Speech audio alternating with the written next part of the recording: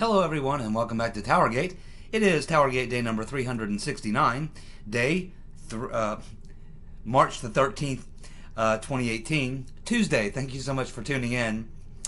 Okay, well, probably the biggest two stories that have broken in the last 24 hours is, of course, this report issued by the House Intelligence Committee, or at least was not the report, but they've released a statement saying that they have a 150-page report that shows that there was no evidence of Trump campaign and Russian government collusion or conspiracy or anything like that.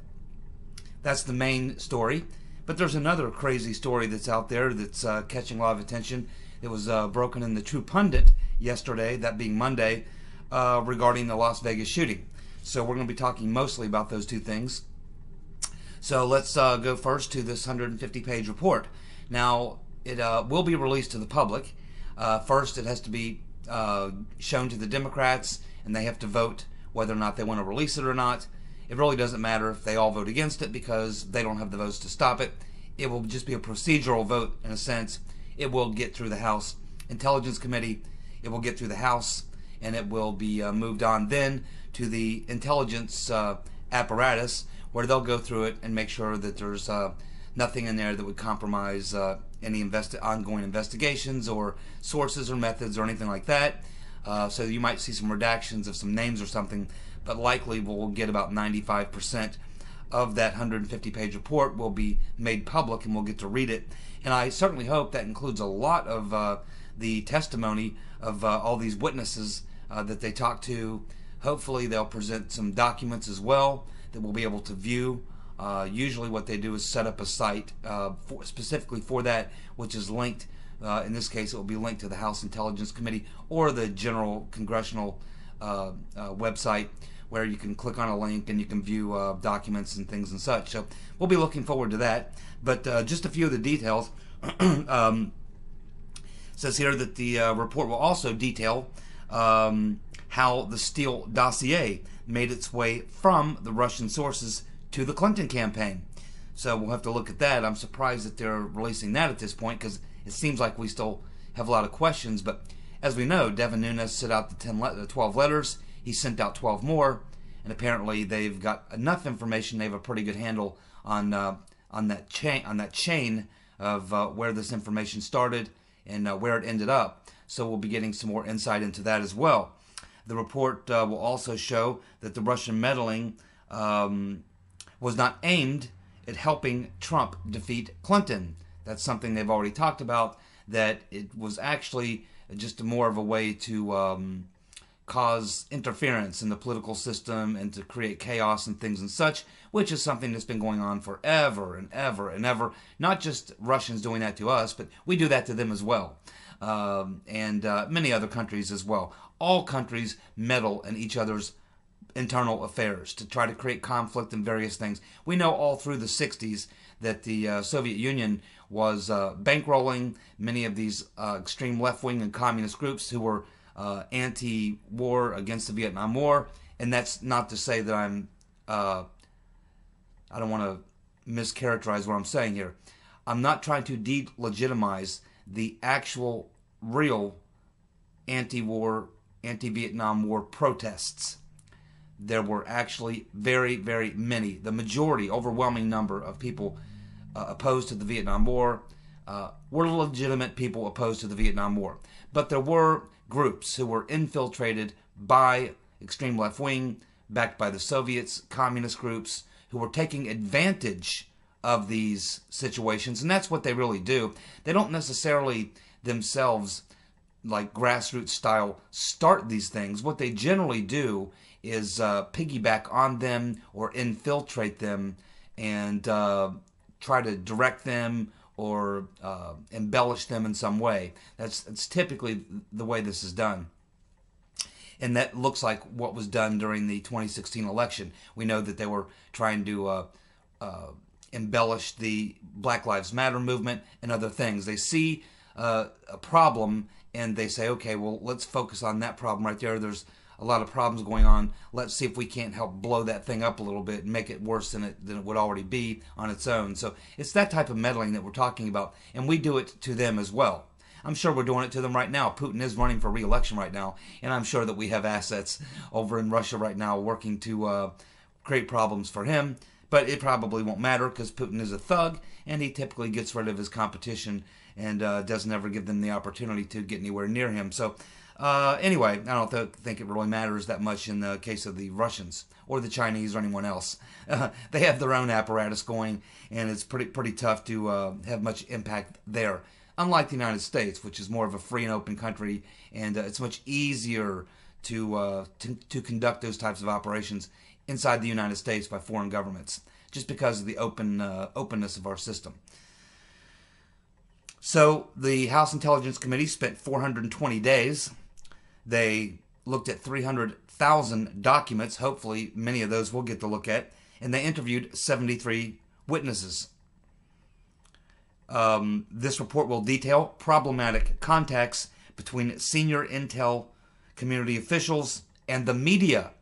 And this is something that I think that a lot of us are very interested in, because we know that there were media organizations co-opted in this event. Whether or not they were co-opted by Russians, purposely or what have you, or exactly how that's going to play itself out, will be interesting to see what they come up with there. I mean, we all know that was going on, but exactly how much evidence they have. Do they have first-hand testimony, witnesses, people admitting that they submitted stories? We all know from the WikiLeaks releases that there was obviously this collusion going on between the Clinton campaign, the DNC, and the media.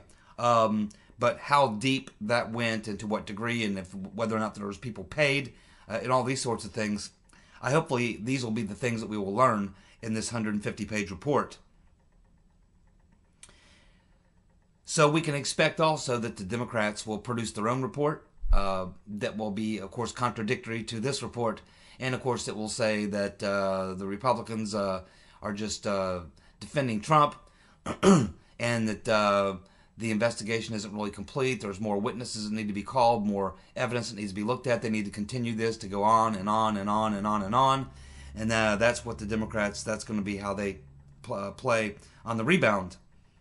So we can expect that to come from the Democrats. But yeah, so I don't think it surprised anybody, because they've been, people on that committee have been going on various shows and being interviewed, and they've been saying for months and months and months, including some Democrats actually, have been going on shows as well and saying, well, we haven't really found any evidence of collusion yet, but we know it's there. But a lot of Republicans on the committees have been saying, yeah, we've been interviewing witnesses, looking at documents, we've been going through this investigation, we're just not seeing any clear evidence that there was any, official Trump campaign people working in some secret conspiracy with the Russians to defeat Hillary or anything like that, meddle in the election. There was no real collusion between Trump and the Russians.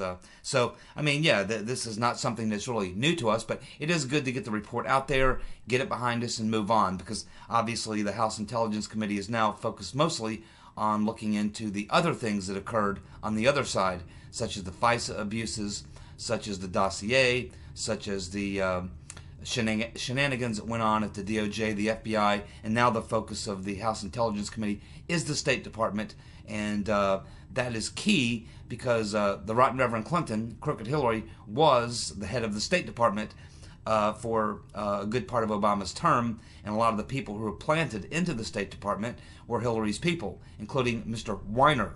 And we have a lot more to learn about Mr. Weiner. So it appears, in fact, it's starting to look a lot like, to me, that possibly it was the State Department, Hillary's former people there at the State Department, that may have been a lot more involved in actually getting the dossier and the information that went into the dossier actually into the FBI and the DOJ. They were using Confusion GPS and hoping that Confusion GPS will be able to get all this Trump-Russia stuff out into the media. But in order to get it into the FBI and DOJ for investigation, they needed to take a different route. And that route would be through another agency of the government. And in this case, it looks like it was the State Department. So it looks like the State Department was used in order to get the information going to the FBI, to the DOJ, that got it actually into the purview of law enforcement and intelligence communities, as opposed to just Fusion GPS and the media. So that's what it's starting to look like, and I think as we dig deeper into the State Department, and as Devin Nunes and the House Intel Committee look at more people within the State Department and people who were in the State Department and within the Obama administration itself, I think they're going to see more and more ties there, and probably that's a trail of breadcrumbs that they will follow. And I think that that's what we're going to learn, is the State Department was probably the lead agency that was moving this dossier from the area of just being media and Fusion GPS kind of out there in the peripheral, and it was probably the State Department that was the leading group that was moving it into the law enforcement and intelligence apparatus.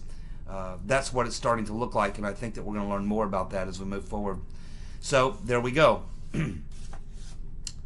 Can't wait to, I don't know, they haven't said how long it's going to take to get this done, but I would think in the next, certainly in the next, within the next 30 days, I'd say probably quite a bit less than that, we should be able to view this 150-page document, and hopefully, not just the report, but hopefully we'll be able to look at the transcripts from the interviews, and hopefully some actual documents as well. Because it's nice to sometimes, you know, look at the actual evidence as opposed to just a report on the evidence. And I think they're going to need to do that anyway, because they're going to get the same thing they got from the Nunes memo, is that Democrats will come out and say, well, this is just the Republican spin, the Republican narrative, or whatever. So if you produce the actual documents, the actual evidence that was used for the report, then it allows you know, people to look at that and reach more of their own conclusions, or see at least ways whether or not the report actually reflects the intelligence and the information that was used. And that's why that's important, and I think that you know, they'll try to do that. Okay, let's move on to some other news before we get to the final big story. It appears that the Democrats are going to make abolishing ICE as a campaign issue in 2020. That's right. Let me say that again, because you're probably not sure I said that right. You're probably thinking I made a mistake. No, I didn't make a mistake. Let me say it again a little slower. The Democrats will make abolishing ICE a campaign issue in 2020. Whew. I really don't know who is advising the Democratic Party. I don't know who the strategists are. Why they would go down this road, but I mean, unless this party is completely trying to just destroy itself, I can't imagine why they would do that. I mean, this might play in Oakland or San Francisco or, you know, someplace like that, but you know, I don't even know if this would even play like in New York and New Jersey. In fact, it was just a story out today. It's not even in my list of things to cover, but a story out today that the city of New York is preparing to pull police officers out of public schools, where they've actually had police officers in the New York City School District, in the schools, and they're getting ready to pull them out. And so New York residents are going, what? Are you kidding me? You're pulling the cops out of the schools? So even New Yorkers, who are quite liberal, are scratching their head and wondering what in the world's going on.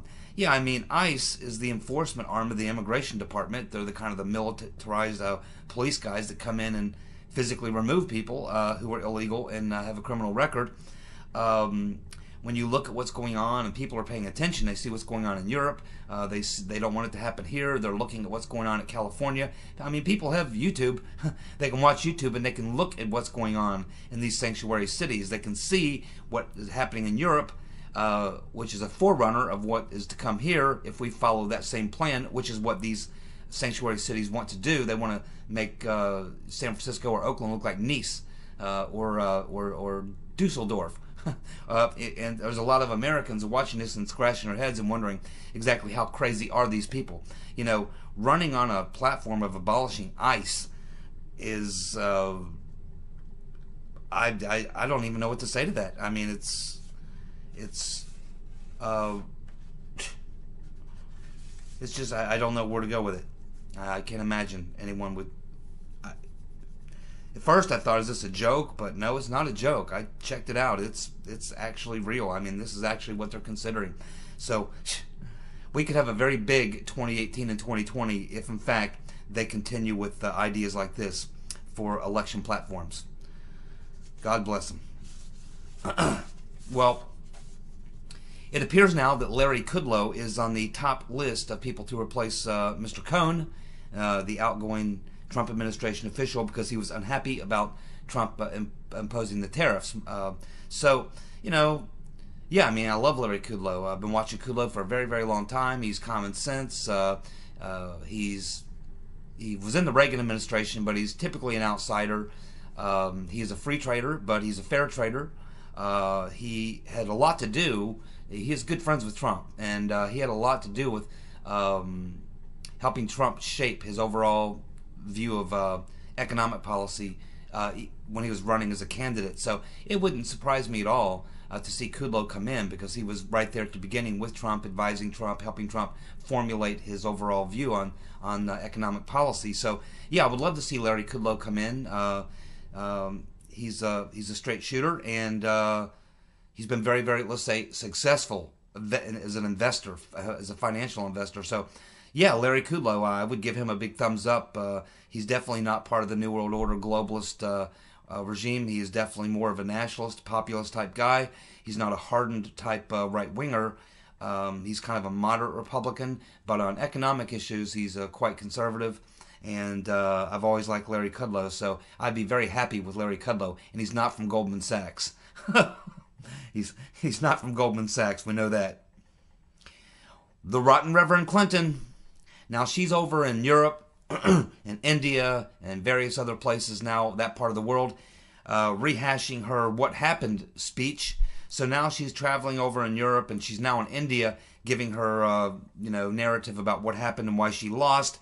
And of course she's back to blaming the same people, blaming the red states, blaming white women, blaming the media, believe it or not, blaming just about everybody for why she failed so miserably. And she still can't face the truth. I mean, it's a year and 4 months, and she cannot get over it. She cannot face the truth, and she's over there in Europe doing her "What Happened" book tour over there, I guess. And in the process that she's over there, she was going down these steps, and there's a great picture, if you can find it on Google Images, I'm sure you can find it, of Hillary actually falling down on some steps as she was coming down the steps, and twice she fell. And her guys on both sides of her had to actually take her by the arms and walk her the rest of the way down these stairs, because she fell twice on the way down. So they had to help her get down to the bottom of the stairs. So she's clearly still got some issues, with balance and various other things. I believe she's got some health issues. But anyway, none of this should surprise us. And hopefully, when she returns back here to the U.S., by then the Arkansas the guy who's doing the investigation in Arkansas, the lead U.S. attorney there, hopefully he'll have those charges prepared for the rotten Reverend when she returns, so he can go ahead and slap the cuffs on her for the crimes that she's committed. At least some of the crimes, at least the ones relating to the Clinton Foundation. So hopefully that will be the greeting that she'll get when she returns. Okay, well, Clapper, we learn now that James Clapper, the former DCNI head, was urged by Susan Rice to inform Obama on the Trump P-Gate story, the Golden Shower story, during a presidential daily briefing, just prior to Trump being briefed by Comey. That should not surprise us. And that's probably something that they learned from those letters they sent out. Sarah Carter is saying that Clapper allegedly leaked key information to CNN about the Steele dossier, according to sources close to Devin Nunes' House Intelligence investigation. Again, probably from answers to the letters that he sent out. This is why we're learning this new information. And I don't think anyone questioned that, because I remember right after he came out and did that interview with Jake Crapper, everyone even said, this link, because of the timing. Clapper comes out and gives this interview to Crapper, and all of a sudden that's when the whole Russia Gate story really took off, and everybody jumped on it. It's like Clapper came out, gave the word on that interview, and there the floodgates were down, and it was just since that time It's been nonstop Trump Russia 24/7. That was the interview that started it all. Amy Marino, reporter Amy Marino, is reporting that Mueller is wrapping up his obstruction case, but there's still a catch. Apparently, she's stating that he will not release his findings until he is done looking into who hacked the DNC. You know what? That's kind of funny, because we were just talking about the story in the New Yorker about why they would throw that line out there about there being agents inside the DNC, because they know it may come out eventually that Seth Rich was the leaker. And now we get the story that that Mueller may be looking into who hacked the DNC. I don't for a minute think that Mueller is actually going to tell us the truth about who hacked the DNC, even if he knows it, and he probably does. No, he will cover that up. Mueller is not going to uncover the Seth Rich leaked the stuff at the DNC. That is not going to happen, okay? If anything, the only thing he's going to do, and he will not look at those servers. He will not do any of that. The only thing he will do is try to find more Trump-Russia collusion within the hack itself. That's the only thing that this is designed to do. So don't be over there throwing a party and making up the popcorn yet, because no, Mueller is not going to try to get to the bottom of the truth of what happened to the hack of the DNC. If he did, he could have interviewed Julian Assange, who's offered to talk to him. He could have talked to Kim.com, whose attorney has sent him 2 letters offering to provide the evidence of who hacked the DNC and why. They're not interested, believe me. Nothing is going to come out of Mueller there that's going to provide any truth at all. Uh-oh. Jonathan Weiner, while working for the law firm Alston and Bird, lobbied for Oleg Deripaska. Deripaska paid the firm $260,000, and it is Jonathan Weiner's signature is on the forms that were filed to represent Deripaska. And this apparently was over a visa dispute that Deripaska was having with the State Department. They were denying him entrance into the U.S., and he was fighting that, and so he used this law firm, and it just so happens that Jonathan Weiner was the attorney from Alston and Bird, who was primarily handling that and filed all the forms. Now, isn't that interesting? Now we get Jonathan Weiner, who was feeding Christopher Steele info he got from Sidney Blumenthal, which came from Cody Shearer. Now we find that Deripaska, and we know that Steele was trying to contact Deripaska via his attorney, Mark Warner, or via his attorney, forget his name, but the attorney who's also been questioned by the House Intel Committee and the Judiciary Committee. And now we find out that Weiner actually has connections to Deripaska, represented Deripaska, and it was Deripaska, keep in mind, Deripaska that had filed a lawsuit against Paul Manafort, because Manafort apparently owed him some money or didn't perform something he was supposed to do or what have you. It's an ongoing dispute, been going on for 7-8 years. So now we get these names back into the mix, and that's probably why they're looking into it. Because now we got Jonathan Weiner mixed up with Oleg Deripaska and this middleman lawyer lobbyist, which includes Mark Warner, Senate Democrat. Man, oh man, the plot just thickens, doesn't it? And it's just all these people inside the Clinton world seem to be tied up with all these people, including this Russian. Now, Mr. Deripaska it's not just rumored, he is,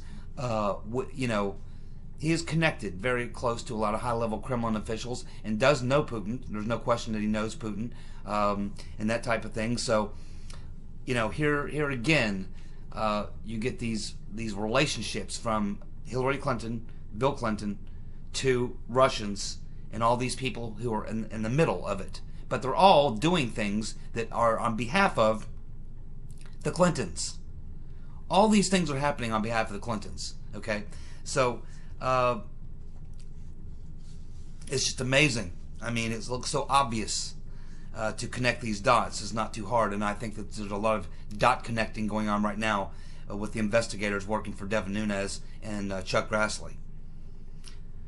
Okay, now this story from the True Pundit about Las Vegas. Many of you people were talking about this story, I am sure. I'm always hesitant. I don't say that the True Pundit is a fake news site, but the True Pundit, they stretch things a lot. I rarely use the True Pundit as a source for anything. I occasionally look at True Pundit. People leave links to the True Pundit. Sometimes they corroborate stories other people have written. But when I see anything on the True Pundit, I typically want to see it somewhere else, 2 or 3 other places, before I jump into that with both feet. But no one else is really talking about this now. Of course, it just broke today, so we'll see over the next week how many other people jump on this, whether there's anything to it or not. And it's the, I guess, investigative staff of the True Pundit that actually is doing the work on this story. They say that there's going to be more follow-up to this story as they go. But let me go ahead and just run down for you, if you haven't looked at the story or not familiar with what I'm talking about. The True Pundit is saying that they have FBI insiders and high-ranking intel officials who are giving them the following information. And what they are being told by these FBI insiders and high-ranking intel officials is that this entire story of the Las Vegas shooting is a movie script that was written after the shooting to rewrite what really happened. And the truth is an entirely different story. And they're saying that if they talk about it, they've been told they will be fired and probably prosecuted. And this is according to these FBI agents and intel officials. No names. And of course, anytime, no names, no sources, why would they go to the True Pundit? I always ask these questions. Why wouldn't they go to a member of Congress? There are some members of Congress that are straight up. There are whistleblower laws. There's ways that they can get this information to these people. Why they would go to the True Pundit, I don't know. There's other places you could go. They're probably more legitimate. But we're going to go ahead and give the benefit of a doubt. I'm going to tell you what they're saying because it is a story of interest. But I'm not saying that I'm jumping in with both feet to believe what I'm about to tell you. I'm just saying this is what is being reported by the True Pundit. They're stating that FBI brass ordered agents to stand down on evidence of a second gunman and focus on Paddock only. They're saying that the FBI was provided evidence of a second shooter. The agents were prevented from interviewing that individual. They're saying that FBI had evidence that Paddock was anti-Trump and had Antifa affiliations. They're saying that agents were prevented from interviewing witnesses or looking at evidence that would have shown Paddock's links to ISIS-linked Antifa radicals. They're saying that intel agents provided the FBI with external evidence that Paddock was one of 5 individuals who were part of a terrorist cell, including full identities of all 5. The agents were never instructed to follow up on this intel. They're saying that the Paddock's autopsy is a fraud, and it was not a suicide, that Paddock was actually shot 2 times. They're saying that an ISIS-linked businessman from Turkey was in Vegas the night of the shooting. He was never interviewed. They're saying that the story about Paddock wiring $100,000 to his girlfriend is not true, and that they believe the story was planted by ABC. And we're also learning that the FBI agent in charge worked under Andrew McCabe. There's other things too in that story. If you want to look at it, it's on the True Pundit. Okay, well, as most of you know who are watching my Towergate videos, when this Las Vegas shooting was going on, I questioned the official narrative. And I always question the official narrative when I watch the investigation and it looks like a cover-up instead of an investigation. I'm always hesitant, whether it's the, Warren Commission report of the JFK assassination, the commission report that was done on the RFK assassination, whether it was the 9/11 commission, regardless of what commission it is, when they set up these commissions, are usually cover-up operations. Now, as most of you know, I am very familiar with the sound of automatic weapons fire, semi-automatic weapon fire, and semi-automatic weapon with a bump stock. They're all 3 distinctly different sounds. Each individual weapon has its own bark. Now, as most of you might remember, if you're watching my video at that time, this was an event that, really captured all of us for a solid week. Every video I did that week was on the Las Vegas shooting. Everything else took a back seat. We didn't talk about any Towergate issues at all that week. It was all Las Vegas from beginning to end for the solid week. And I told you that there was one weekend there, I think it was at maybe 2 weeks after the event went down, when we started to get a lot of audio and video clips uploaded onto the internet where you could actually look at a lot of the stuff, video footage that people took, and I wasn't so interested in the video as much as I was interested in the audio, being familiar with the sound of semi-automatic gunfire, fully automatic gunfire, and semi-automatic with a bump stock. And I spent, as I told you in one of those videos, an entire hours and hours on a Saturday night and a Sunday night. I must have spent 3 or 4 hours on a Saturday night, another 3 or 4 hours on a Sunday night, doing nothing but listening to various audio clips of the shooting. And I concluded 100%, I am absolutely 100% certain today, as I was then, that there had to be more than one weapon, because I could hear overlapping fire. I could also hear 2 distinctly different barks, different weapons. I could also hear what sounds like one of those weapons, fully automatic fire, not a bump stock. With a bump stock, you're going to get interruptions. No one is that smooth with a bump stock. And I don't know how many round clips, because they're not telling us how many round clips, but I was counting 19. I had a little pocket watch, and I was timing the length of these shot bursts, knowing how many rounds these weapons fire. And I was timing 19 and 23 second shot bursts. I don't know what round clip he may have had. Even if he had 2 weapons, he would have to stop to go here to here. You would have heard the overlap there. But there's also audio. It's hard to tell sometimes because the audios are taken from different places. So you're getting, it's coming from different places. But I am absolutely 100% convinced that there were at least 2 shooters, at least 2 different weapons. At least one of those weapons was a fully automatic weapon, not a semi-auto with a bump stock. The other semi-auto might have been using a bump stock, but there was at least one weapon there that was a fully automatic machine gun. And I don't think that those shots were coming from the Mandalay Bay. I think they were coming from somewhere else. As far as all these other things on the peripheral about him having links to Al-Qaeda or ISIS, Antifa, all these things, these were all alleged within days or a week or so of the shooting. Lots of people talking about that. I certainly hold the possibility that that is true. He could have been an anti-Trumper. I can believe that's true. We also have this, they're talking about the autopsy, and of course I raised the point a long time ago that I had serious questions about how they say this all ended with him shooting himself. I never really believed that he shot himself. Never really believed that. And of course we have a lot of problems with the autopsy. And, we all saw those photos of Stephen Paddock when he was alive with the clear tattoo on his neck. But you see in the death photo, he's like this. You get a clear shot of his neck. There's no tattoo there. There's also questions of his height, his weight, his eye color, his hair color. And we get into this crazy conspiracy stuff now where we start having to ask the question, was there a body switch? Now, we know that the CIA does body switches. They did body switches. We suspect they did a body switch in the JFK assassination. Was there a body switch done?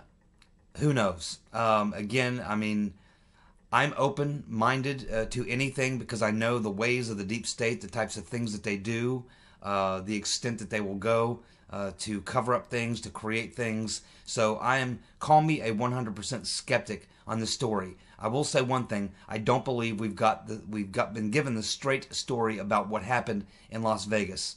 I don't believe we've been given the straight story. I do believe there was more than one shooter. I do believe there was a fully automatic weapon involved.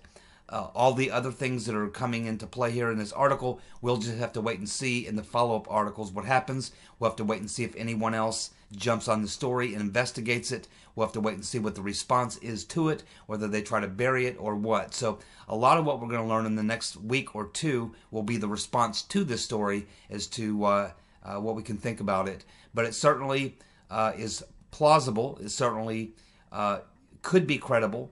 Probably need more sources, more information, but there it is, the Las Vegas story coming back, the narrative being questioned, again, as it always is whenever you have one of these types of events happen. It seems like we never get the truth, and we know that we haven't been given the truth in this case. We'll see if we begin to get close to it in the future. We'll see where the story goes. Thanks for tuning in. I'll see you tomorrow night. Bye.